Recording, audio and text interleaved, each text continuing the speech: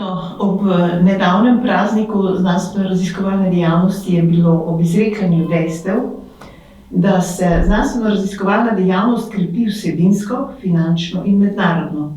In to je bilo zaznati neko novo programsko usmeritev delovanja Agencije za raziskovalno in razvojno dejavnost. Profesor Mikel Lajnščak, kako vi kot direktor ARRS-ja pojasnjujete omenjeno novo usmeritev delovanja, ki je tudi v kontekstu novega zakona znanstveno-raziskovalne dejavnosti na nek način smiselna? Ja, torej naša agencija je ključna agencija za financiranje znanosti v Sloveniji in se tu pač mora gibati v nekih danih okvirih. Seveda so pa neke določene stopnje prostosti, ki jih želimo nekako v prihodnosti bolj poudariti, s ciljem predvsem, da se slovenska znanost bolje pozicionira v mednarodnem prostoru. Torej, agencija z novim zakonom dobiva neko novo področje delovanja, predvidena je tudi krepitev, tako kadrovska kot finančna krepitev raziskovalnega prostora, in seveda se s tem izboljšujejo tudi pogoji za raziskovalno delovanje in s tem tudi za ustreznejši nastop v mednarodnem prostoru.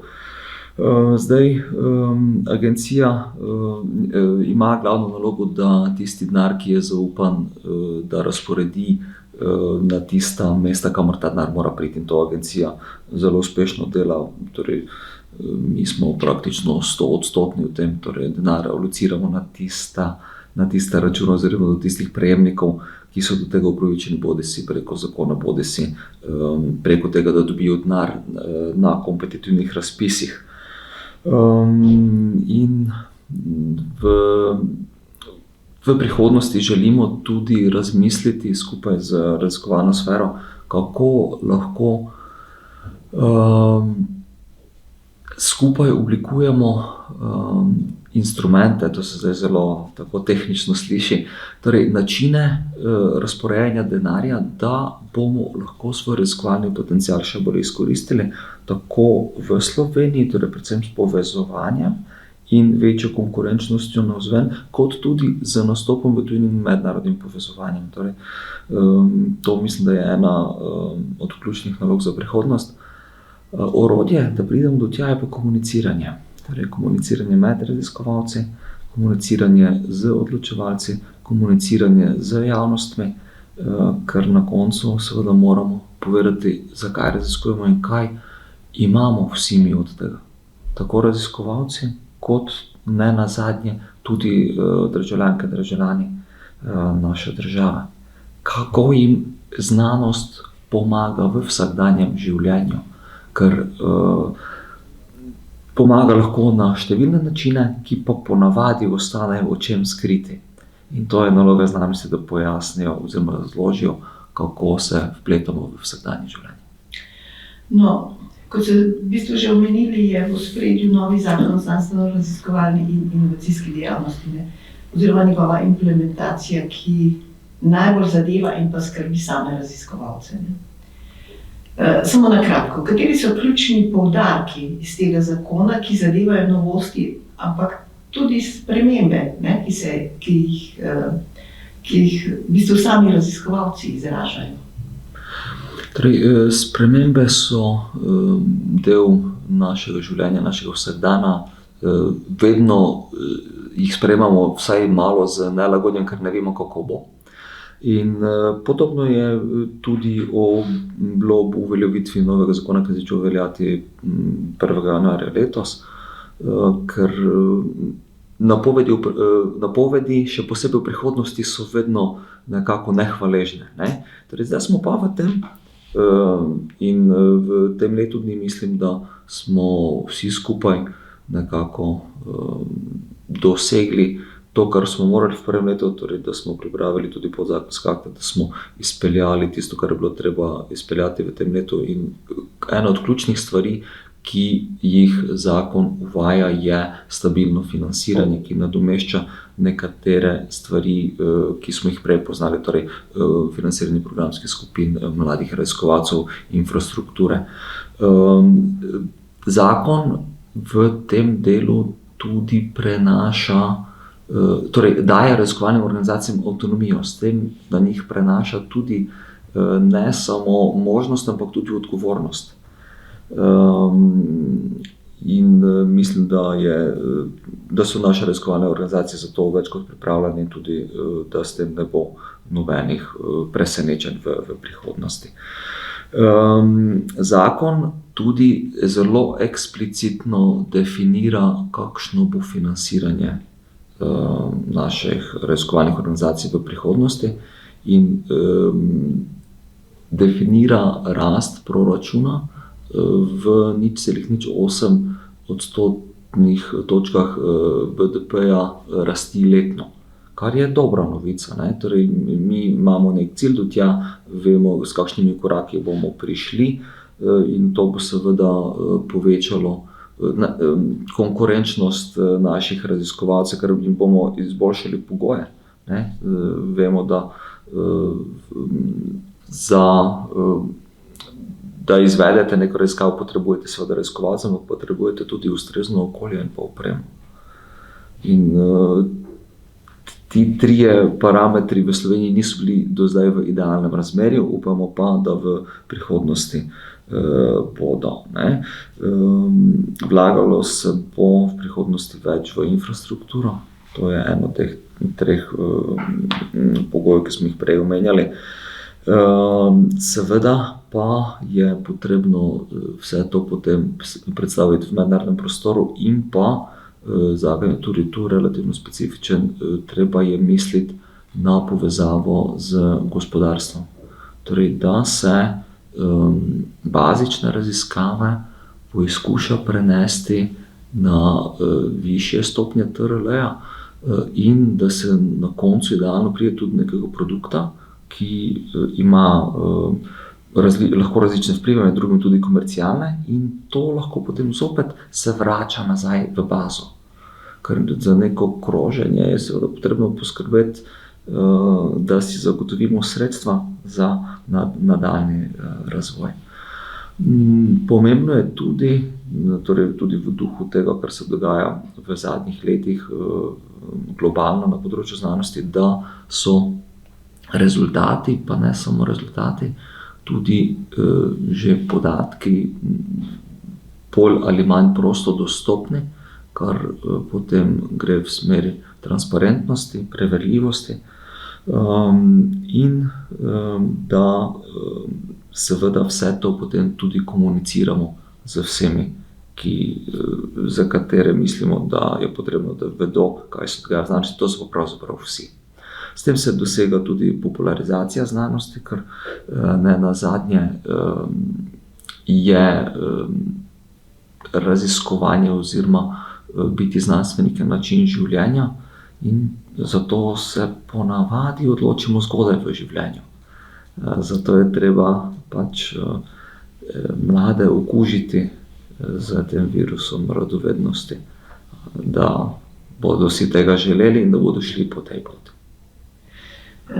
No, že v samem obdobju sprejemanja zakona so se v času teh razprav med znanstveniki in raziskovalci oblikovali predlogi, ki naslavljajo odločevalce, torej tudi vas, ne, za izboljšanje pogojev dela. V ospredju tega vprašanja pa je izkoristek zdajšnjega ugodnega časa za oblikovanje dolgoročnega razvoja, ki bi implementiral tudi vlogo in pomen znanosti, kar na nek način ni manjka, ne, ta pomen.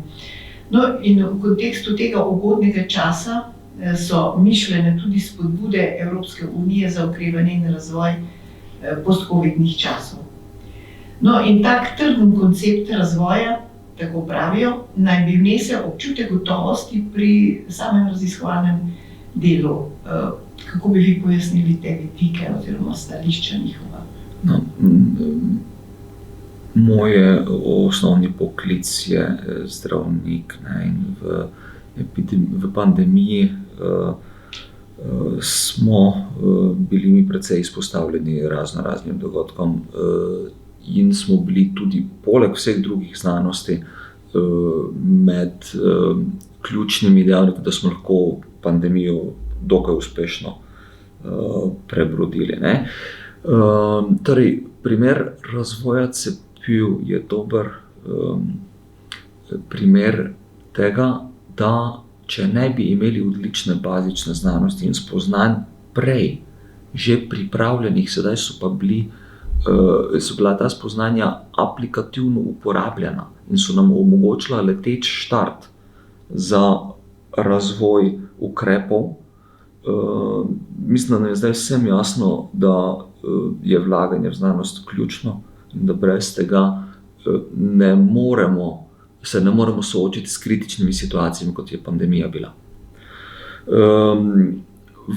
Vi morate biti vedno pripravljeni na izzive oziroma biti pripravljeni takrat, ko so možnosti, da začnete izvajati, ne da začnete načrtovati.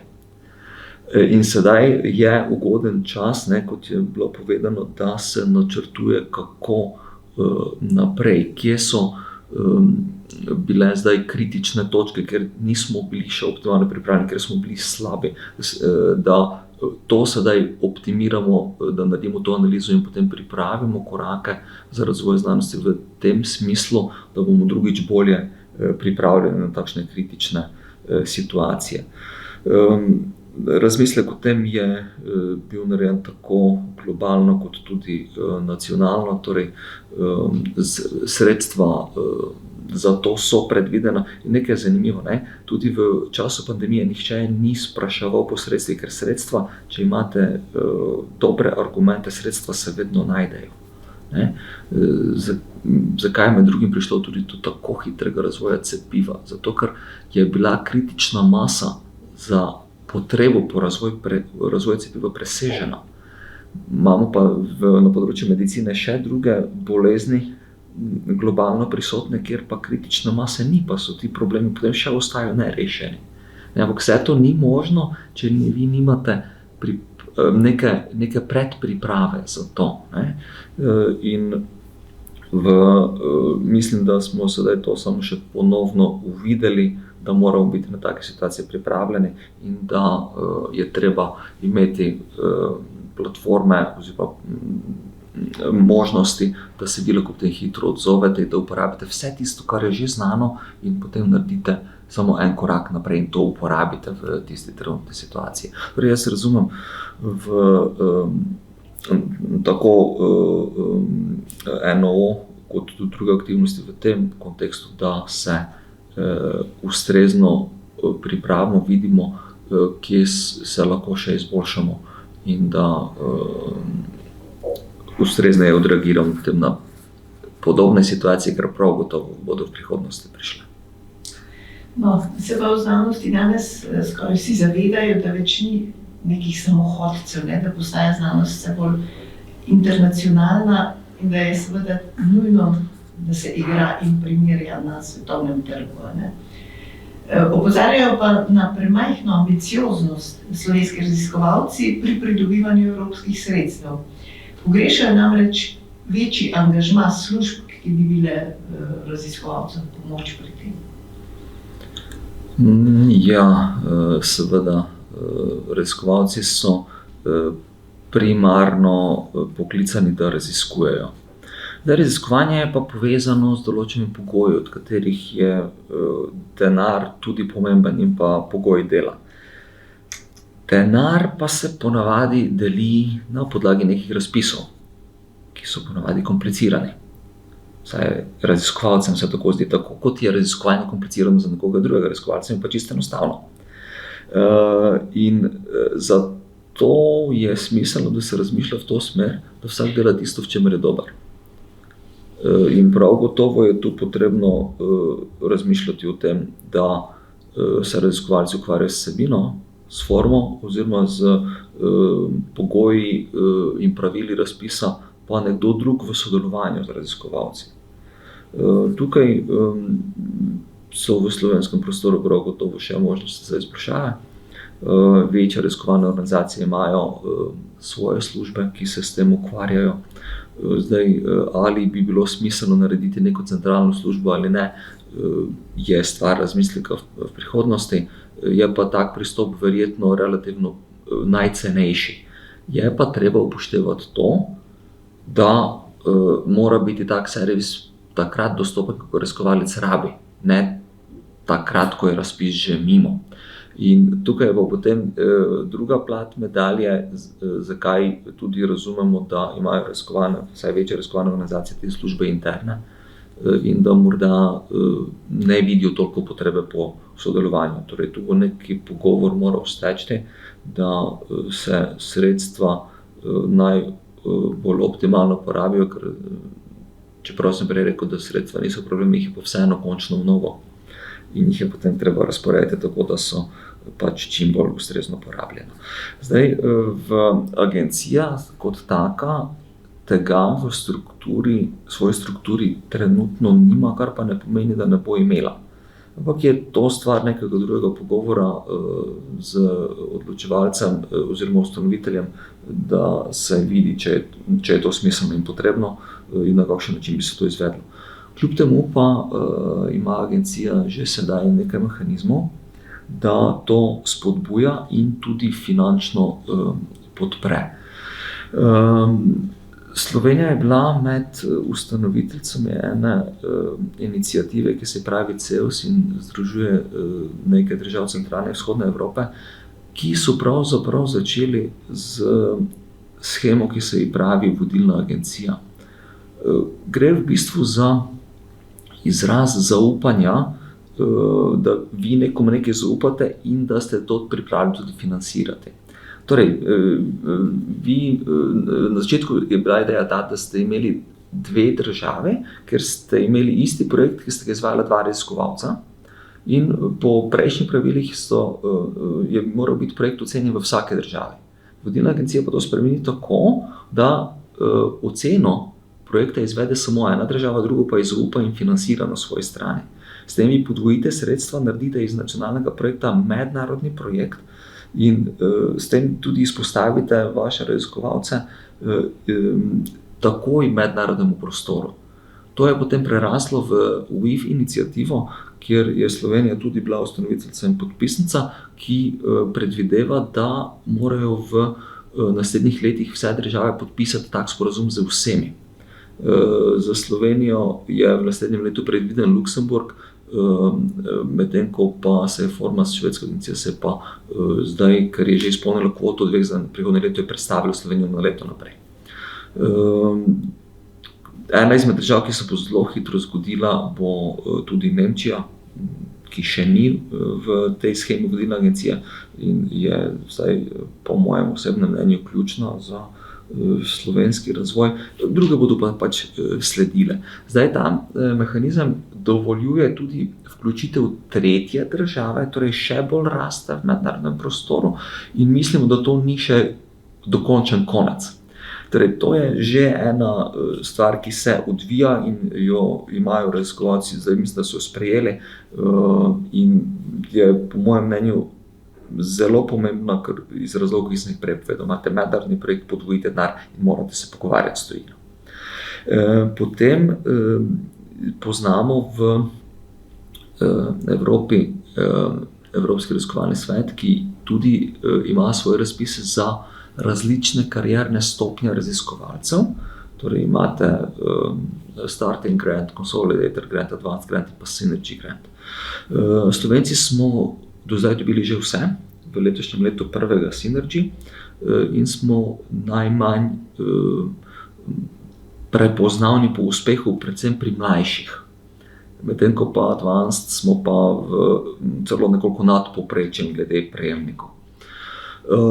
Da se temu pomaga, je več možnosti, ki gredo preko agencije, recimo, da se organizira obisk pri prejemniku granta v tujini, da vi lahko iz prve roke dobite informacije, kako se je to zgodilo, na kaj je potrebno paziti, kje so ključni poudarki v pisanju vloge, v nastopu pred komisijo.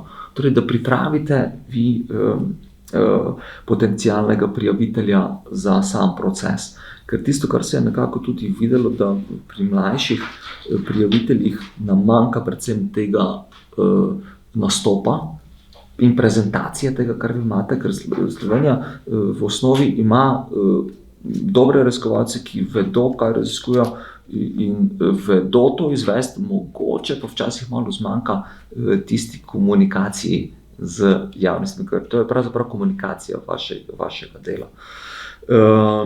Poleg tega pa smo za tiste, ki granta ne dobijo, so pa dobro ocenjeni, dobijo avtomatsko temeljni projekt v Sloveniji, kar lahko dobijo tudi za več prijav.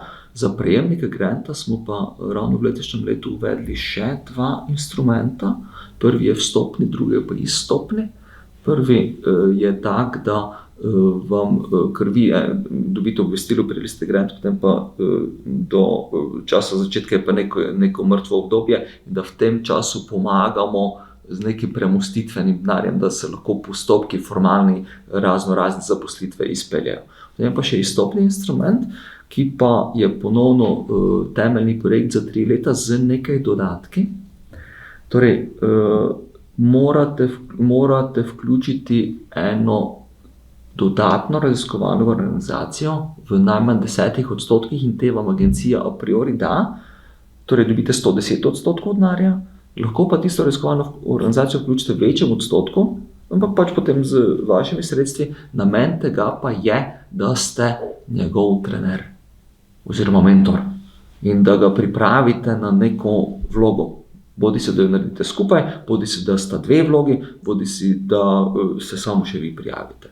Torej, vse v tem kontekstu, da poskušamo pripraviti oziroma pomagati našim raziskovalcem, da bodo v mednarodnem prostoru še bolj pogumni, ker potem bodo uspehi tudi prišli. Nazadnje je odstotek uspešnosti na ERC-ju okrog 10%, pa še nekoliko manj, in od 10 bo en dobil, mogoče 2. In to je nekako naš cilj prihodnosti. Torej, če se ne bomo prijavljali, dobili ne bomo. Ja, gospod direktor, je pa priseganje na kriterij kvalitete vedno nek predpogoj vsakršne uspešnosti pri celotnem ciklu tega razvoja, ki ste ga zdaj povedali. Pa me zanima, koliko je tega zavedanja pri nas oziroma pri raziskovalcih, ki jih seveda to polje dobro poznate. Ja, gledajte, jaz mislim, da se vsak raziskovalec tega zaveda, zdaj koliko si pa to priznaje, pa drugo vprašanje. Torej, če vi želite biti uspešni v nekem mednarodnem prostoru, pa tudi slovenskem prostoru, kjer neki kriteriji za oceno veljajo, potem je bolj ali manj jasno, kaj pomeni odličnost. In če tega ne dosegate, ja, potem pač tega ne dosegate. Seveda je pa potrebno povedati, da se predvsem v zadnjem času zelo spreminjajo pogledi na to, kaj odlično je. Jaz strinjam, da mogoče niso vsi kriteriji in pa numerični kazalniki vedno primerni za vse aspekte ocene, in da je treba to gledati celostno, s tem, da je pa nekatere vidike odličnosti težje meriti oziroma ocenjevati in ne vemo, kdo je bil pravi arbiter. Torej, v vsakem primeru je pa predpogoj za nadaljnji razvoj je pa odličnost in pa sposobnost potem tudi prenosa spoznanj do drugih raziskovalcev in do drugih uporabnikov.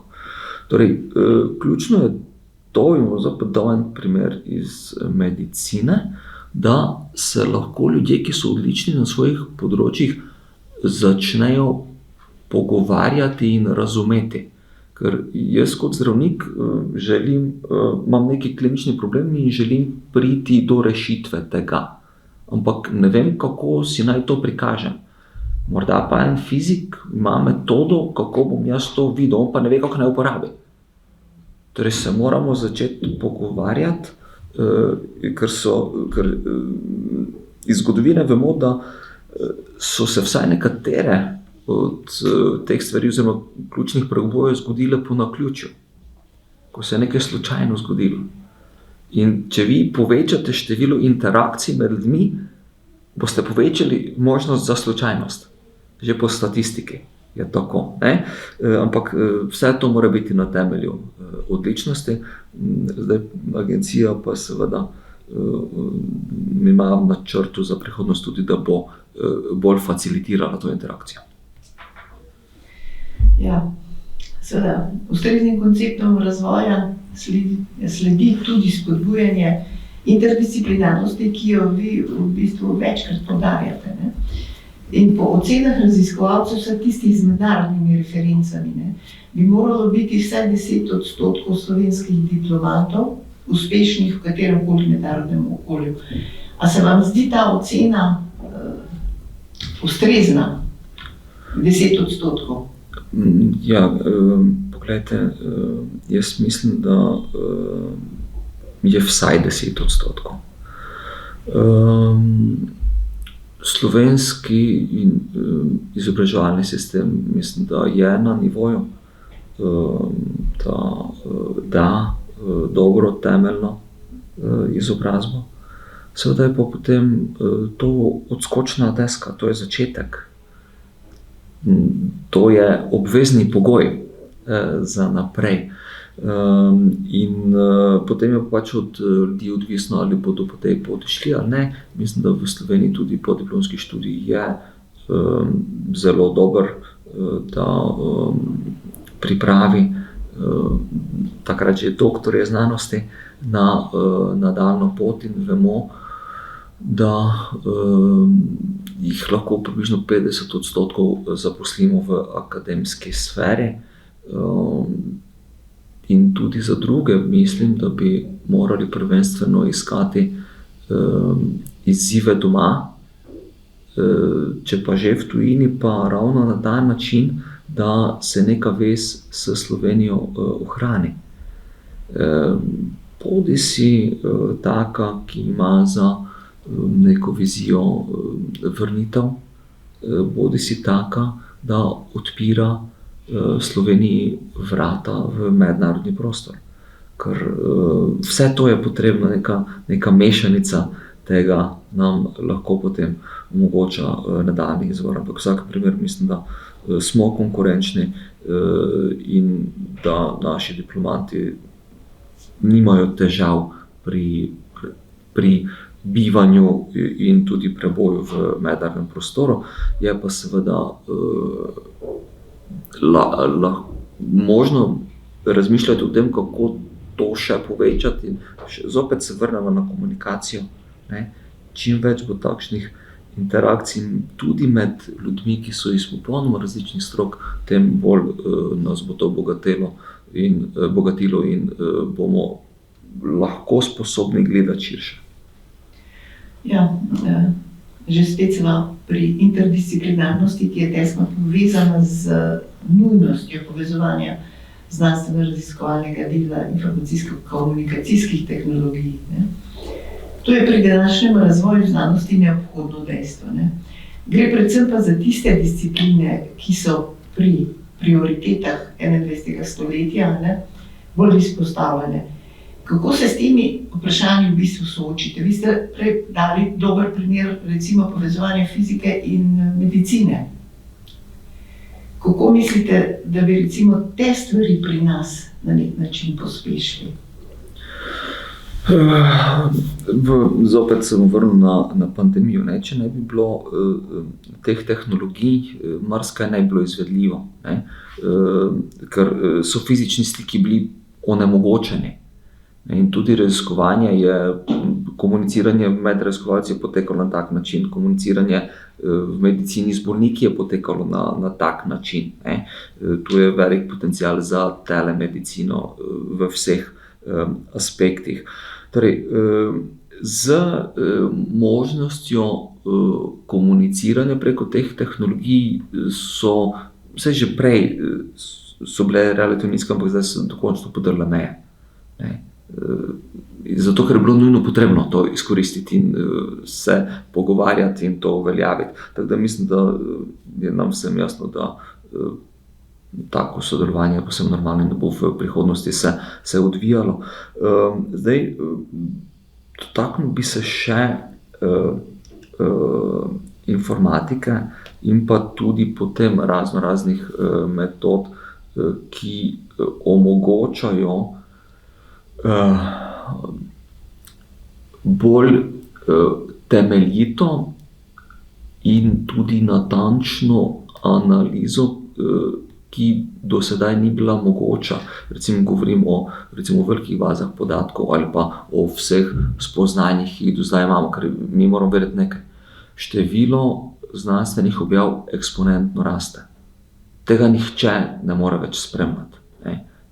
Tudi pri šahu se je pokazalo, da je umetna inteligenca vsaj konkurenčna človeku. Človek še vedno z intuicijo pa z nekimi presenečenji lahko ali pa odstopom od norm lahko zmede umetno inteligenco. Ampak dela pa več napak. Medtem ko pa metode informatike danes praktično izključijo napako v analitičnem procesu.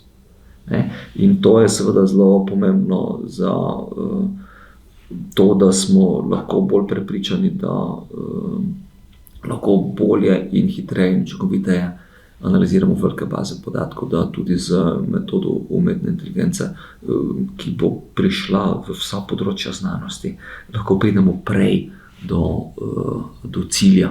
In tukaj ponovno mora obstajati ta komunikacija z nekom, ki ima neki raziskovalni izziv, ne ve pa, kako bi se ga lotil. Nekdo ima tehnologijo, zdaj pa rabimo prevajalca med njima dvema.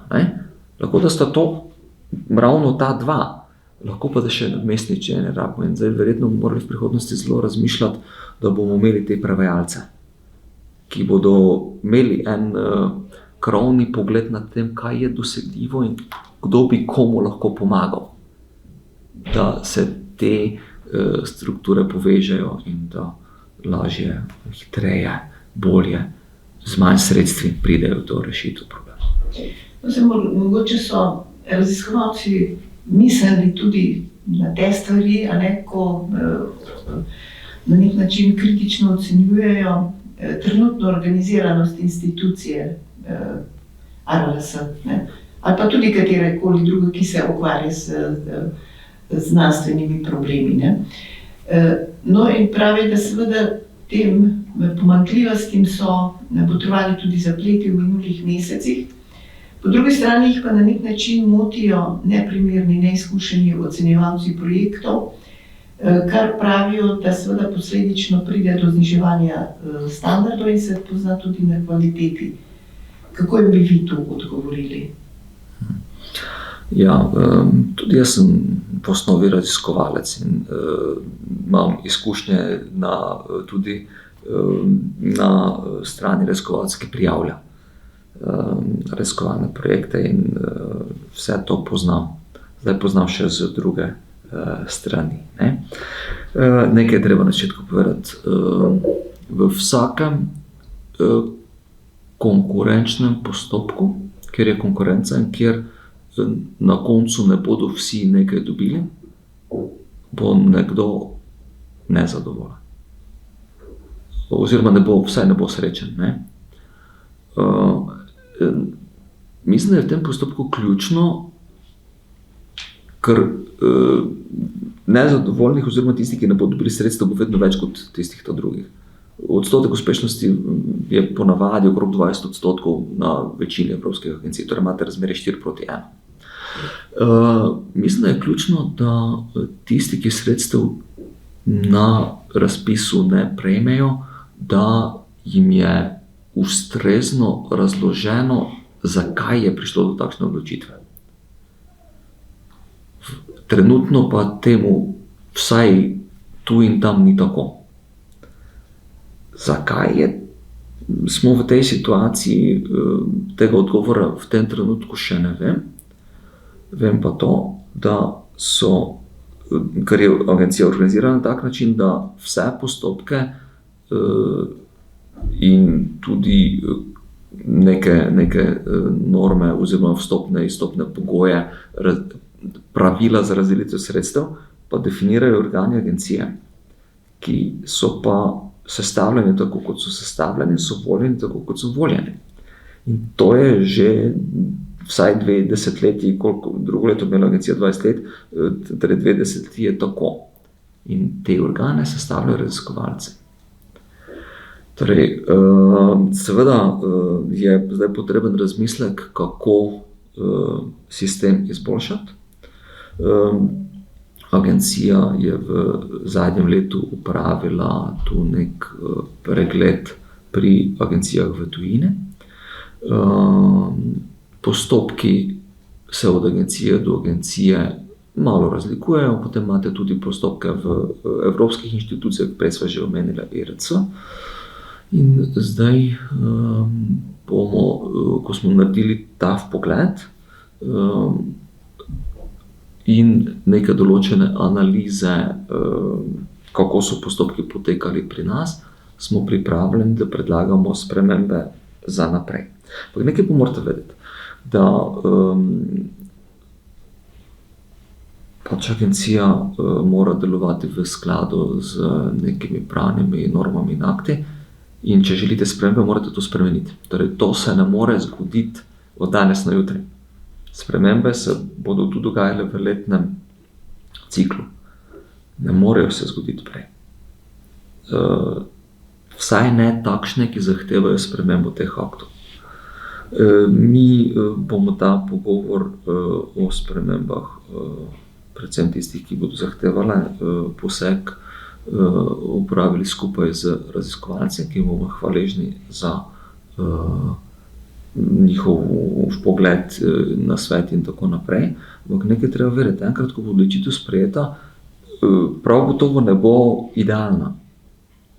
In še vedno na koncu vsakega razpisa bo manjšina prejela sredstva.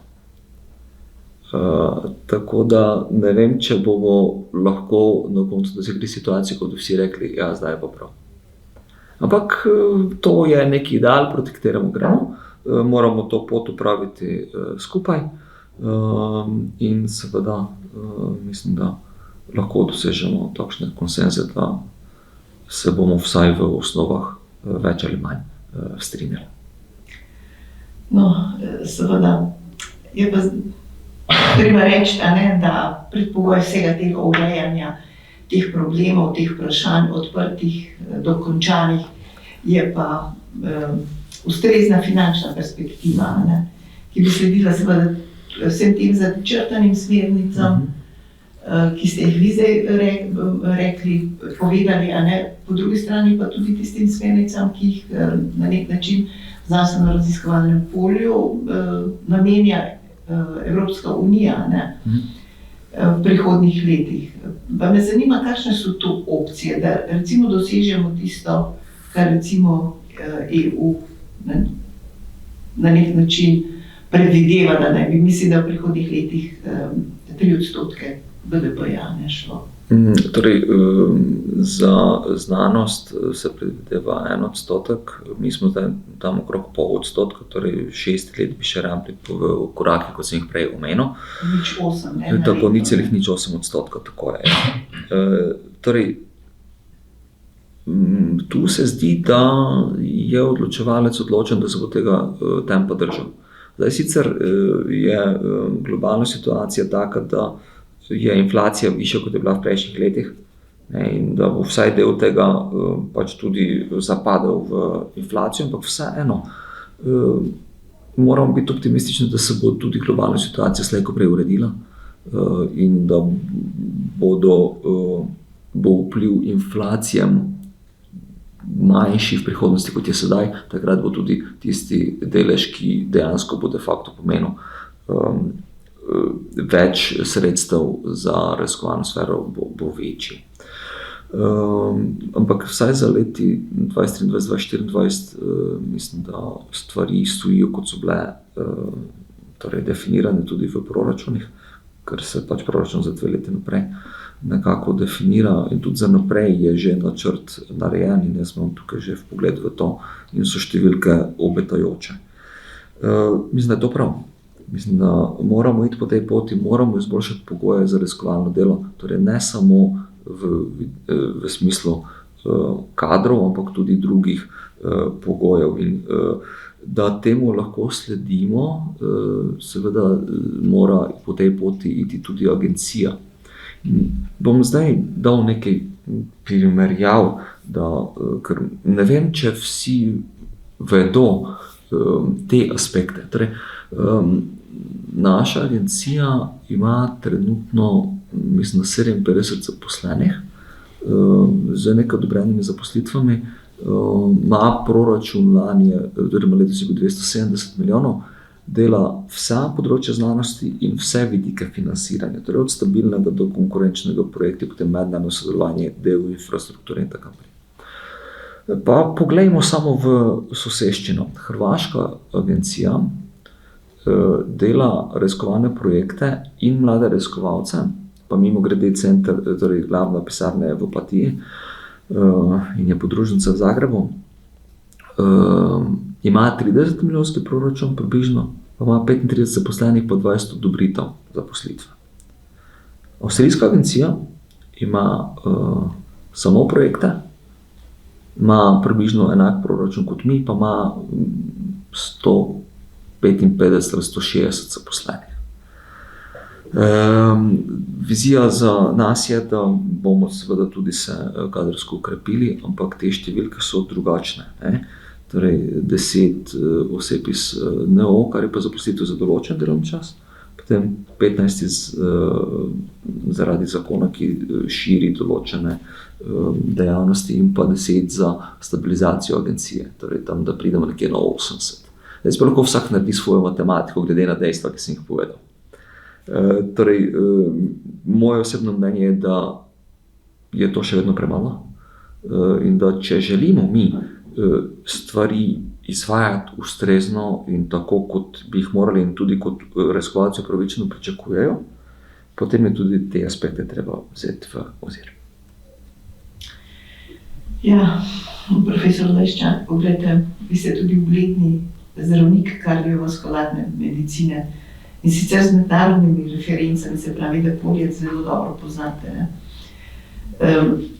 Ste pa tudi dobro seznanjeni z razmerami v zdravstvu in recimo na nedavnem posvetu o večji vključenosti in učinkovitosti. Vi ste imeli odmevno predstavitev vprašanj povezanih z večjim izkoristkom razvoja medicine kot vede. Tu gre za vprašanje razvoja akademske medicine, saj nekako do zdaj se pri nas ni bila prepoznavna. In nova spoznanja in pogledi pa se v znanosti zelo hitro spreminjajo. In z novimi odkritji je medicina tu zelo izpostavljena. Je pri nas dovolj potenciala in pa vedenja, da bi tak naboj sprostili? Če da, kako? Hvala za to vprašanje in vnaprej moram povedati, da bom tu pristranski.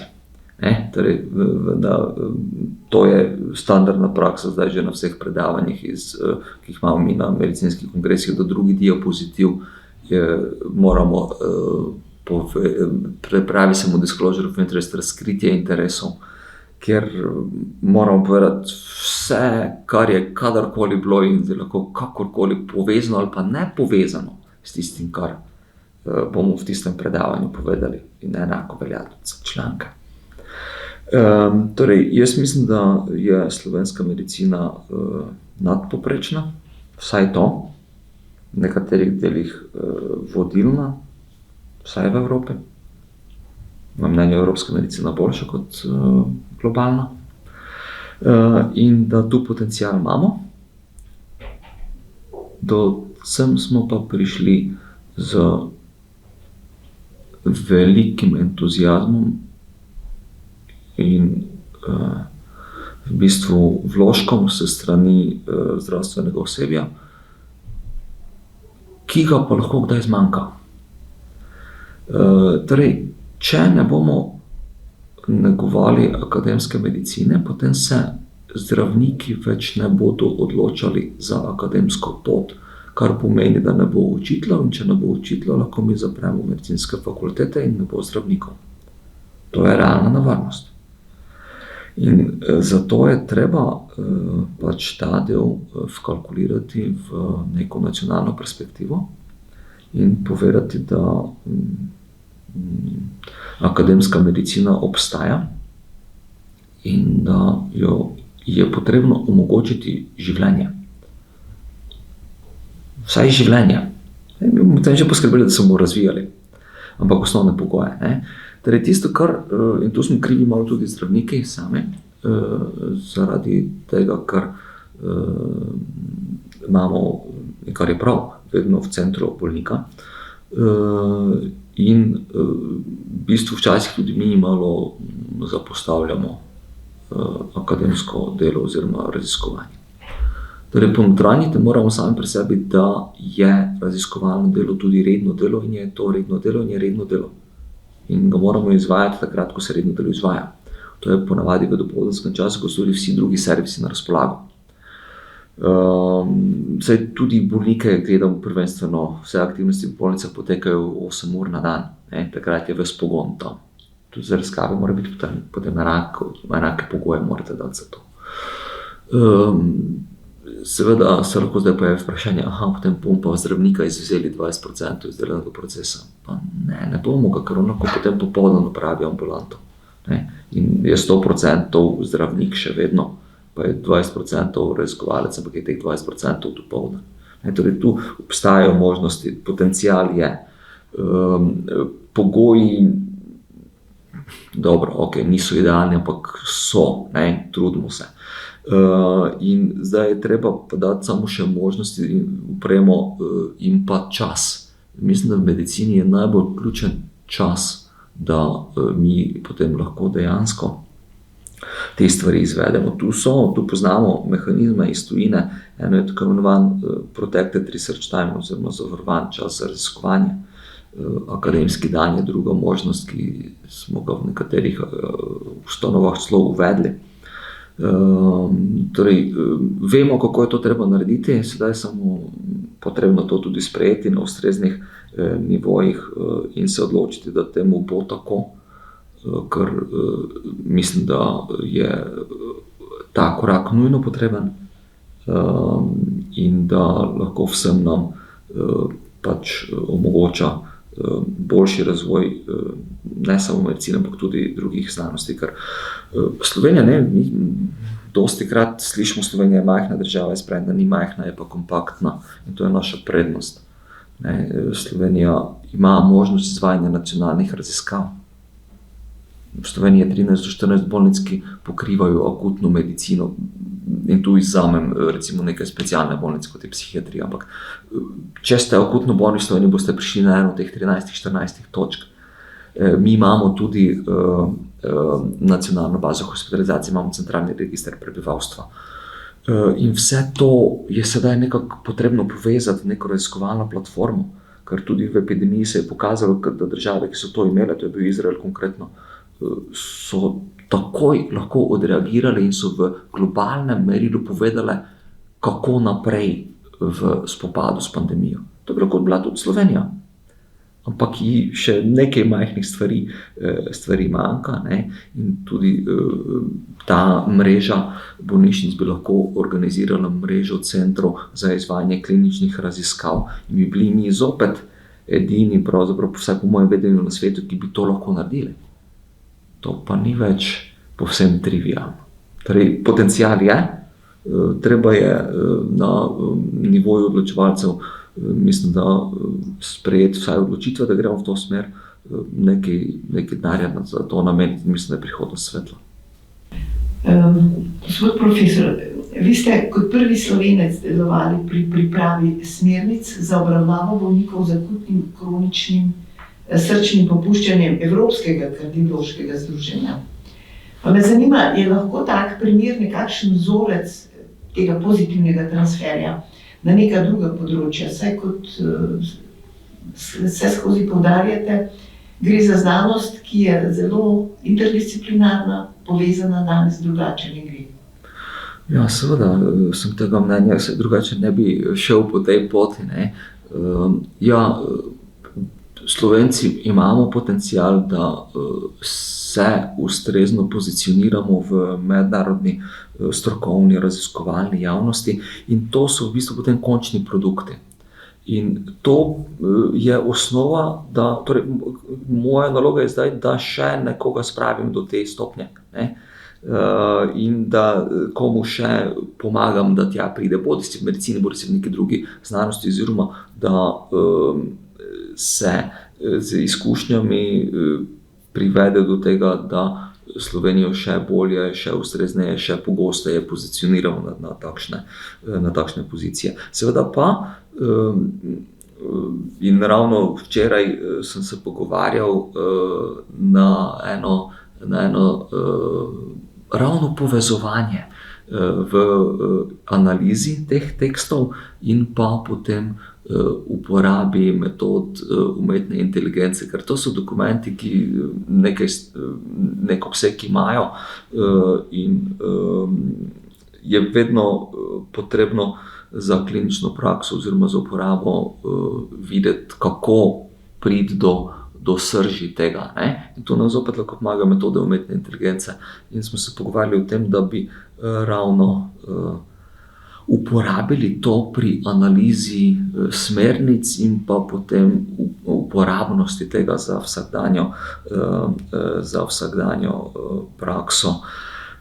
Tako da, te potenciale moramo izkoristiti, moramo predstaviti, kaj vse smo dosegli, moramo se pozicionirati v mednarodnem merilu in tukaj nenazadnje tudi agencija nekaj pomaga, ne sicer zelo, ampak so tudi določeni razpisi, ki spodbujajo članstvo v mednarodnih organizacijah in tudi ga omogočajo. Morala bi pa biti to naša strateška usmeritev, da smo na mestih, kjer se sprejemajo odločitve oziroma oblikuje prihodnost. Ker če ne bomo tam, potem bo šla prihodnost mimo nas. Oziroma mi mimo nje, kar pa ne bo v redu. Torej jaz vidim to kot možnost, da smo vključeni, da smo odločevalci za prihodnost. No, kot kardiologa pa vas sprašujem, če res drži ugotovitev, da so Slovenci najbolj obremenjeni s srčno-žilnimi bolezni in tu naj bi bile bolj obremenjene ženske. Morda pa tudi preseneča ugotovitev, da gre posledično za socialne dejavnike. A to drži? To drži in mene sploh ne preseneča, ker je to v bistvu intuitivno, da je temu tako, pa dovolite, da razložim. Torej, globalno gledano so srčno-žilne bolezni še vedno največje breme današnje civilizacije, na drugem mestu pa so maligna obolenja. S tem, da imate nekatere države na svetu, kjer je umrljivost zaradi srčno-žilnih bolezni že nižja kot umrljivost zaradi raka in v Sloveniji velja to za moške, za ženske ne. Danska je pa edina država, kjer velja za oba spola. Torej, do tega smo nekako morali priti. In preprečevanje nastanka srčno-žilnih bolezni in pa manifestacije, ker temu mi pravimo klinični dogodek, ne, ki je lahko ali smrt ali pa nek dogodek, ki se ne konča fatalno, ampak se pokaže z nekim akutnim problemom, recimo srčnim infarktom, možgansko kapjo. Torej, da vi preprečujete nastanek in pa potem klinične dogodke, zato je tek na dolge proge. To se ne začne v odrasli dobi, ampak že prej. In to so preventivne dejavnosti, ki temeljijo predvsem na spremembi načina življenja in tistemu, kar počnemo vsak dan jemo, ne? Vsak dan se odločimo, ali bomo kadili ali ne, vsak dan se gibljemo. In vse to je pa povezano s socialno-ekonomskimi dejavniki, ker mi vemo, katera živila so ustreznejša in kako bi se naj bi prehranjevali, ampak živila imajo različno ceno. Vi morate tudi vedeti, kaj je primerno za vas, in vse to je pa potem povezano s socialno-ekonomskimi dejavniki. V Sloveniji, tudi drugje, je to jasno, in v Sloveniji vi imate jasno distinkcijo jugo-zahod, severo-vzhod, glede pričakovane življenjske dobe in pa socialno-ekonomskega položaja. V Pomurju, odkoder sem tudi sam, je breme srčno-žilnih bolezni, pa pravzaprav katerikoli parameter vzamete, bodisi je to prezgodnja umrljivost, potem skrajšanje življenja, skrajšanje kakovostnega življenja. Vsem smo, z izjemo enega od dveh parametrov, vodilni. In tudi socialno-ekonomski položaj, indeks staranja so najbolj neugodni kazalniki za Pomurje. Torej, to prav gotovo velja, zdaj je treba samo, ko smo to ugotovili, se ne smem tu ustaviti. Narediti korak naprej, kako bomo to spremenili. In zato rabite neke raziskave, da pridete do ocene stanja, potem pa rabite zopet raziskave, ki vam bodo pokazali nasprotno. In te pa večinoma temeljijo na preventivi in pa tudi na izboljšanju socialno-ekonomskega položaja, ki se pa začenja že z izobraževanjem, to je z tem, da vi bolje izobrazite ljudi, potem da jim date pogoje, da tudi ustrezno živijo in preživijo v tem okolju. Torej, vse to je zelo kompleksno povezano, je treba dati tem tudi službe, ki jim omogočajo, da lahko zdravo živijo in tako naprej. Torej, in tu je potem potrebno povezati več sektorjev med sabo, ne samo medicine, ker če se mi ukvarjamo samo z zdravljenjem, potem smo že zamudili večino vlakov in priložnosti za to, da nam bo vsem bolje. Ja, ampak vse nekaj ste že povedali, recimo, ampak vseeno me zanima, kje smo mi tu v primerjavi z drugimi. Dansko ste omenili, ne? Recimo, da se stvari drugače. A smo vedno nekako na repu, ker bo treba drugače zastaviti vprašanje? Ne vem, če smo tako zelo na repu, treba je mogoče malo bolje razmisliti, kateri ukrepi so enostavno izvedljivi in bodo naredili velike spremembe, pozitivne. Ne? Kako distribuirati različne aspekte ali pa dobrine ali pa sredstva ali karkoli po Sloveniji, da bomo s tem izboljšali situacijo v Sloveniji in bomo pripravljeni oziroma bolj konkurenčni na izzive, bodisi doma, bodisi v tujini. Glede, Slovenija nima, torej zdravstveni sistem je še vedno dober. V Sloveniji, za primer srčnega popuščanja, te smernice, ki so bile objavljene lani, ne? Jaz sem naredil pregled, torej smernice so narejene tako, da povedo, za katere ukrepe obstaja dovolj dokazov, da lahko povemo to, rabijo vsi bolniki s tem in da je dokaz zelo trden. In večina dokazov, vsaj za kardiologijo, temelji na raziskavah, ki izboljšajo preživetje. Torej, to je najbolj, temu se pravi v medicini hard endpoint. Torej, ali ste mrtvi ali niste mrtvi, tam ni neke vmesne variante. Sprejem v bolnico je pa lahko subjektiven, od zdravnika pa od bolnika, pa od tega, če je dovolj prostora v bolnici. To je pa soft endpoint. Torej, smernice v kardiologiji večinoma temeljijo na hard endpointu, tam ni dileme. In jaz sem pogledal, koliko tistih delov z najvišjo stopnjo dokaza in tega, da nekaj moramo narediti, je v Sloveniji dosegljivo, plačano in koliko tega izvajamo. Dosegljivo je vse, plačano je vse, izvajamo pa ne. Vsaj ne optimalno. Torej, moramo izboljšati v bistvu implementacijo tega. Slovenija za akutno zbolelega je verjetno idealna. V drugih delih mogoče pa treba še kaj malo poštimati in predvsem delati na preventivnih dejavnostih, ne? Pa tudi pač neke kurativne dejavnosti še mogoče malo dopolniti, ne?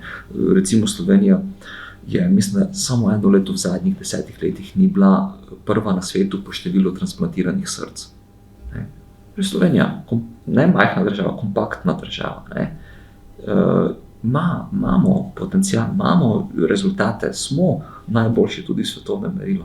Samo je treba to še na več področji spraviti in omogočiti, da imamo možnosti za nadaljnji razvoj. No, kot zdravnika in raziskovalca, znanstvenika, pa me zanima, koliko so nova terapevtska spoznanja v bistvu sploh sprejemljiva. Tu se mi namreč postavlja izrecno vprašanje metode zdravljenja z matičnimi celicami pri boleznih srčnega popuščanja. Kot vemo, nekateri kliniki so pri tem zdravljenju zelo uspešni, bi tudi taki primeri sodili v polje akademske medicine. Ja, seveda, to prav gotovo je akademska medicina, ne, tu ni nobenega dvoma. In Slovenija je tudi na tem področju v vrhu. Torej imamo center, ki se s tem ukvarja in so prav gotovo sposobni tu konkurirati najboljšim svetovnim centrom, oziroma si ne konkurirajo, v bistvu sodelujejo z njimi. Ne? Vem vsaj za eno raziskavo, kjer so vključeni v en Horizon projekt. Je pa nekaj res. Najprej sem povedal, sem omenil smernice. Po moje so smernice Evropskega kardiološkega združenja najboljše smernice za kardiologijo na svetu. Proces traja 2 leti. 2 leti traja proces pisanja smernic. In v smernice pride samo tisto, za kar nedvoumno vemo, da je res. Pri zdravljenju z matičnimi celicami še nismo tako daleč, kar pa ne pomeni, da se ne splača raziskovati. Splača se, seveda. Ne? Mi moramo iti po tej poti, ker se zdi, da je to prava pot. Ne moram pa reči še zagotovo, vsaj ne za kardiologijo. Za nekatere druge področje medicine morda smo že malo bliže, v kardiologiji še trenutno ne, ampak ravno to je tisto, kar želim povedati, moramo namenjati sredstva za to. Moramo biti zraven, ne samo na tem področju, tudi na drugih področjih medicine in znanosti. Moramo biti, moramo verjeti v to, moramo podpirati tam, kjer smo odlični. In moramo biti na čim več področjih odlični. In tam seveda z neko kritičnostjo in pa nekimi kriteriji moramo priti do tega, da sredstva razdelimo, vedeti pa moramo, da ne bomo vedno zmagali. Ne bodo vse raziskave, vse na kratek rok dale odgovora, kot ga pričakujemo. Ker v medicini smo se nekaj naučili. Tudi negativen odgovor je pomemben odgovor, ker vemo, da nekaj ne deluje. In da tistega potem ne svetujemo v klinični praksi. In v medicini v bistvu ta najboljša revija, tu smo zopet malo pri stranski medicini, 4 najboljše svetovne revije, vse po faktorju vpliva, so iz medicine. In te objavljajo tudi rezultate študij, ki so negativne ali so pa pokazale celo škodljivost neke metode. Kar je zopet en presedan, ampak je važno za klinično prakso. Torej, tudi tega se moramo navaditi, da vemo povedati ne vem, ali pa da to pa ne deluje. In čim prej se bomo naučili tudi teh 2 situacij, in jih tudi ustrezno skomunicirati, tem bolje tudi za naprej, ker s tem v bistvu tudi preprečimo nepotrebno raziskovanje na nekem področju, če nekdo že ugotovi, da nekaj ne koristi oziroma da nekaj ni tako, kot se je mislilo. In ta sredstva lahko potem alociramo na drugo področje, ker pa imamo še odprte vprašanja ali pa izzive. No, se to me zanima, recimo, če govorimo o kardiopatiji v primeru srčnega popuščanja. Sploh v medicini, ne samo za Slovenijo, a je to res tako velik problem? In kaj seveda evropski kardiologi o tem mislite, če je to res problem, kaj ste pripravljeni narediti, da bi se zadeva obrnila v pozitivno smer? Torej, pripravljeni smo narediti vse, ne? To je naše poslanstvo. Torej, srčno popuščanje ni bolezen, ampak je sindrom, do katerega lahko pripelje katerakoli srčna bolezen. In je edino stanje v kardiologiji, katerega pogostost in pojavnost, to pomeni, koliko ljudi to ima, oziroma pri koliko ljudeh se to na novo pojavi, sta v porastu. Zakaj? A je to sindrom recimo tega sodobnega načina življenja? Do neke mere ja. Ne? Zdaj, torej, kot sem povedal, do srčnega popuščanja lahko privede katerakoli srčna bolezen. V danes najpogosteje ishemična srčna bolezen, ki je potem tudi glavni generator umrljivosti. To je v bistvu bolezen koronarnih žil oziroma srčni infarkt, se lahko razvije. Ali pa arterijska hipertenzija, ki lahko privede do sprememb, ki potem privede do srčnega popuščanja. Nekaj je tudi pri rojenih bolezni, primarnih bolezni srčne mišice ali pa bolezni zaklopka. In zdaj, pogledajte, medicina je boljša v preventivi, pa boljša je v zdravljenju.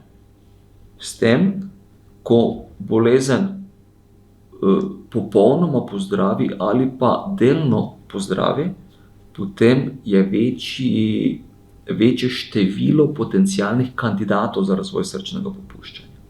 Tudi druge bolezni se je preživetje izboljšalo oziroma podaljšalo, tudi recimo pri boleznih, malignih obolenjih. Imamo metode, ki lahko podaljšajo preživetje, ampak s tem lahko pride do pojava neželenih učinkov zdravljenja primarne bolezni, ki se lahko manifestirajo z boleznimi drugih sistemov, kot tudi srca in žilja. In potem imamo zopet več nečesa na neki drugi strani. Ne? Ampak glavnem, z napredkom medicine se življenjsko dobo podaljšuje, se akutne situacije bolje obvladujejo in vse to pomeni, da imamo več kandidatov, da lahko razvijajo v tem primeru srčno popuščanje. Zato je to še vedno neobvladan izziv sodobne kardiologije in s tem tudi medicine. Ker velja to, da vsaj četrtina bolnikov starejših od 65 let hospitaliziranih na internih oddelkih bolnišnic ima srčno popuščanje. Ena četrtina. To je pomemben delež. Ne? In seveda je to še vedno v centru našega raziskovalnega in kliničnega interesa. Tu so se zdaj zgodili kar pomembni premiki v zadnjih nekaj letih, nova zdravila, ki izboljšajo preživetje in kakovost življenja bolnikov, ampak še vedno nismo problema dokončno rešili, pa nekaj moramo vedeti. Ne? Življenje ima svoj konec. Ne? Enkrat se nam bo to vsem zgodilo. Bistveno je to, da do takrat živimo kakovostno. In to je v bistvu ena od ključnih nalog medicine, tudi v smislu obvladovanja srčnega popuščanja. No, še nekaj me zanima, ne poglejte, ko sva govorila o kontekstu razvoja in povezovanja teh različnih znanstvenih področij, seveda je temu izpostavljena tudi medicina, definitivno. Pa me zanima, koliko so nova spoznanja in pa razvoja novih teh informacijsko-komunikacijskih tehnologij, posebno umetna inteligenca, tudi ste sicer že nekaj omenili, že prisotna v medicini kot pomoč zdravniku pri hitrejšem postavljanju diagnoz, sedaj posledično tudi ubiranja bolj uspešnega zdravljenja. Ja, seveda je. Informacijska tehnologija, torej možnosti analize, so prišle tudi na področje medicine. Jaz bi se morda še za trenutek postavil pritisnem, kar tudi mi počnemo, to so analize velikih baz podatkov, ne? Kjer mi brez teh metod ne bi tega mogli. Ne? Torej, prej sem omenil, da imamo v Sloveniji nacionalno bazo hospitalizacij. Mi smo naredili analizo recimo za bolnike s srčnim popuščanjem in to brez nekih naprednejših metod ne bi bilo enostavno. Rabili bi mnogo več časa, pa rajši to damo ljudem delati, ki to vedo narediti. Danes imate vi vsak podatek je nekje zapisan. Rabite pa nekaj, kar vam tiste podatke, ki vi rabite za analizo, da vam pripravi v primerni obliki, da lahko analizo naredite. Tudi tu smo že pred leti uporabljali te metode, ki so iz prostega teksta v medicinski dokumentaciji identificirali tisto, kar smo rabili, in smo potem lahko to analizirali. Torej, to je zopet druga metoda, ki potem lahko nam olajša že vsakdanje življenje. Dokumentacije je vedno več, ne? In tudi spoznanje člankov je vedno več. Medicinska fakulteta ima 6-letni študij in nemogoče je, da se vse naučimo. To je preprosto nemogoče, ker niti ne morete vsega spredavati. In vedno več vsega se pojavlja. Tako da temu vi ne morete slediti. In ravno za oceno stanja bolnika, za postavitev diagnoze, alternativne diagnoze, diferencialne diagnoze, so se metode umetne inteligence že začele uveljavljati in verjetno ni daleč čas, ko bomo pri vsaki obravnavi bolnika imeli nek podporni sistem, ki nam bo svetoval. Odločiti se bo še vedno moral zdravnik, ne? In mislim, da je prav tako. Ker medicina je nekoč bila umetnost, pa je postala malo manj umetnost, zdaj pa verjetno zopet postaja malo bolj umetnost. Ker na koncu bo nekdo vseeno moral sprejeti odločitev. Ne verjamem, da bomo mi ta del prepustili na koncu umetne inteligence. Vsaj ne še nekaj časa. Lahko da nekoč, ampak zdaj mislim, da še nismo tam.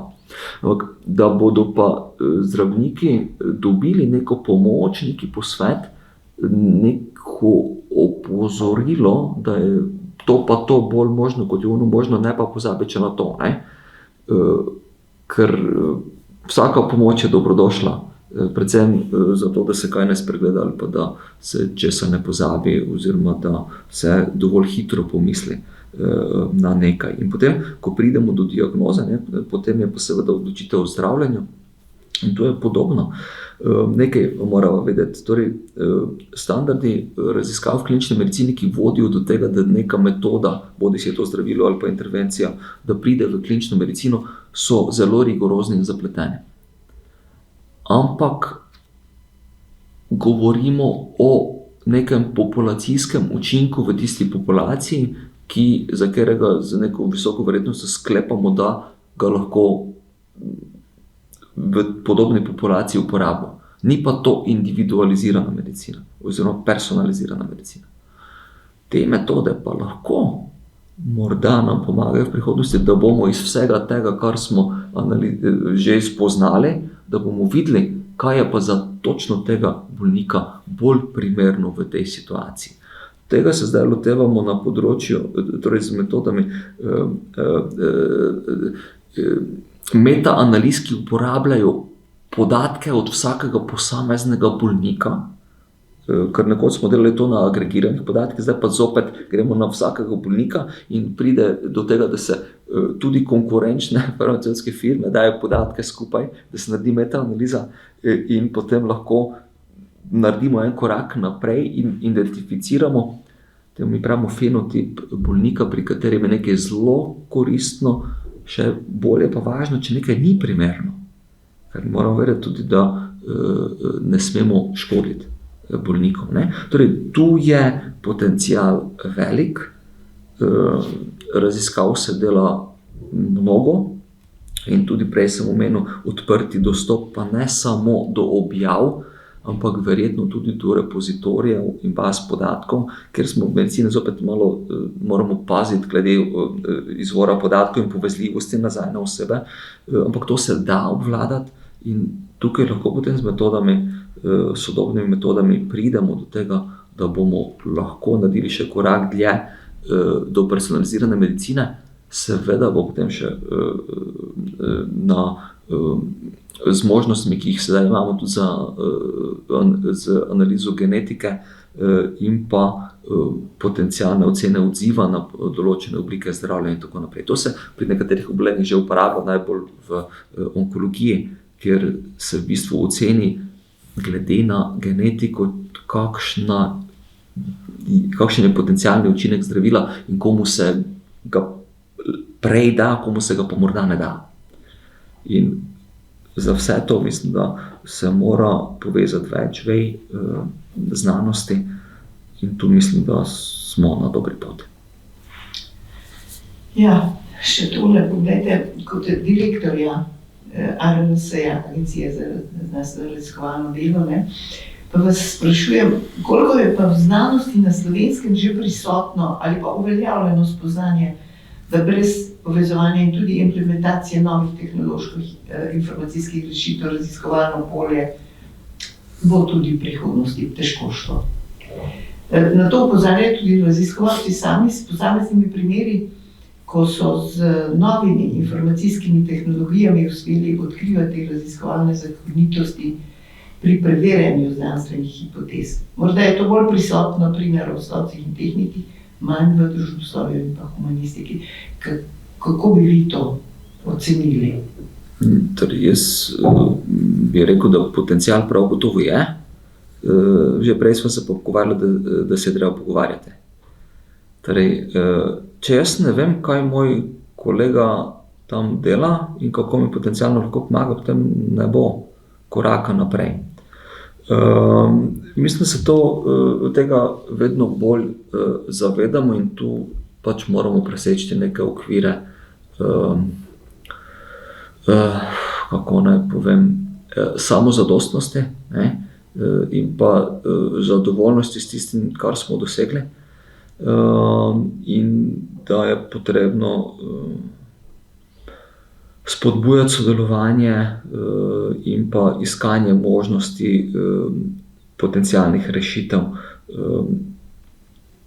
V Sloveniji se pravzaprav ve, kdo so glavni akterji na področju raziskovalne dejavnosti in je tu potrebno, mislim, da spodbuditi interakcijo med njimi na takšne in drugačne načine in še bolj povezati univerze in pa javne raziskovalne zavode in izkoristiti ta potencial, kar prav gotovo je. In vedno, za primer medicine, gledati, kako lahko cela Slovenija pomaga, ne. Zdaj, za vključitev bolnikov v klinične raziskave je potrebno cel slovenski potencial izkoristiti, torej vse bolnišnice, kot je potrebno za neke druge analize tudi cel potencial izkoristiti, ne, in aktivirati celo Slovenijo. Tako da jaz sem optimističen glede prihodnosti in bi morda tudi izrazil pripravljenost oziroma prošnjo raziskovalcem, da naj nam pri tem pomagajo, naj nam povedo, kako tudi oni vidijo, da bi mi lahko prišli do takšnega sodelovanja oziroma kaj naj se zgodi, da bo to bolj možno. Ker v bistvu je to partnerski proces, ne. Jaz sem zdaj res na tej poziciji direktorja ustanove, ki skrbi za financiranje znanosti, ampak v ta proces morajo biti vključeni vsi deležniki, ker če samo en zmanjka, potem proces ne bo potekal optimalno.